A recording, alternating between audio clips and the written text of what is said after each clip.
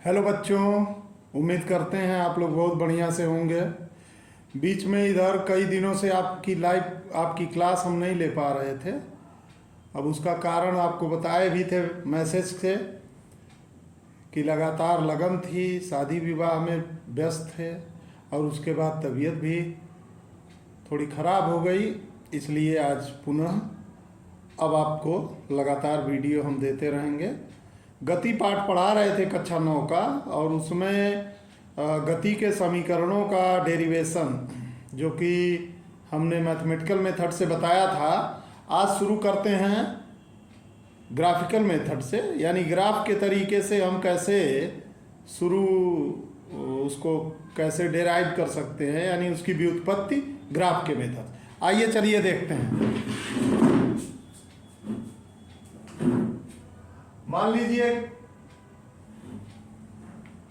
ये हम ग्राफ खींच रहे हैं, ये एक्स एक्सिस हो गया और ये वाई एक्सिस हो गया।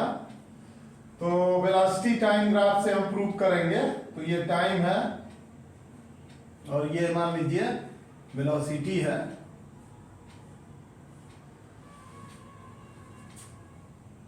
टाइम ऑब्जेक्ट यहां से अगर स्टार्ट कर रहा है, इनिशियल वेलोसिटी, इनिशियल पोजीशन है 0 0, तो 0 0 की पोजीशन से वो स्टार्ट कर रहा है। और यहां पे हम क्या दिए, मान लीजिए उसकी वेलोसिटी ये u से स्टार्ट हुआ है, तो इनिशियल वेलोसिटी उसकी u है और आफ्टर t टाइम यहां पे वो आ गया है जहां पे उसकी वेलोसिटी v है। यहां से टाइम एक्सिस पे हम परपेंडिकुलर डाल दिए, तो ये पोजीशन हमने कहा ये t टाइम का है। ये टाइम हो गया आपका स्मॉल t ले लेते हैं फार्मूले।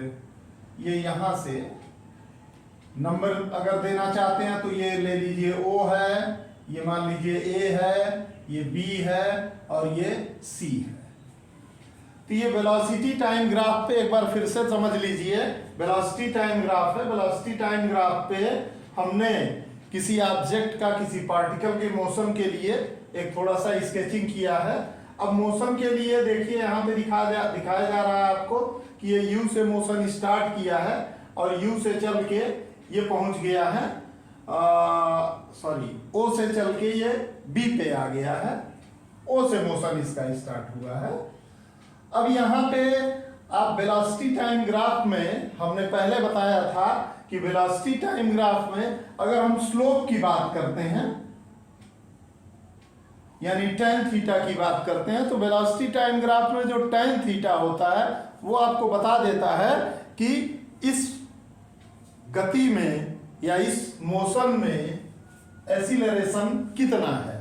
तो यूनिफॉर्म एक्सीलरेशन आपको पहले ही बताया गया था। यहां जो भी गति के समीकरण प्रूव किए जा रहे हैं उसमें यह कंडीशन है कि मोशन यूनिफॉर्म होना चाहिए, यानी जो भी वेग बढ़ेगा या वेग घटेगा तो उसके बढ़ने की दर और घटने की दर एक समान होना चाहिए।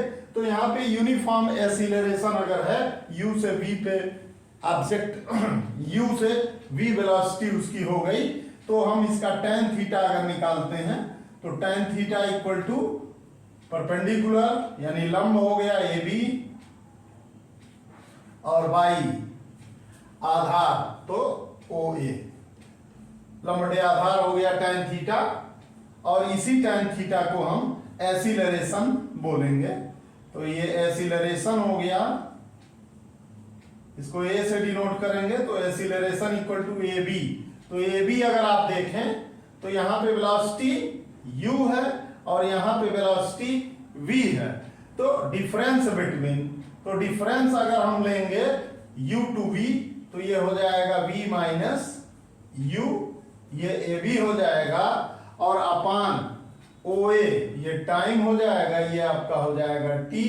तो इस तरीके से ये बन जाएगा a equal to v minus u by t। तो v minus u equal to a t, या v equal to u plus a T.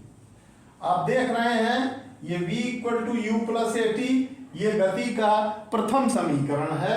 तो इस तरीके से हमको गति का प्रथम समीकरण यहाँ से डेराइव हो जाएगा। बहुत ही आसानी से आप इसको कर सकते हैं। बहुत बहुत धन्यवाद। अभी आपको दूसरा समीकरण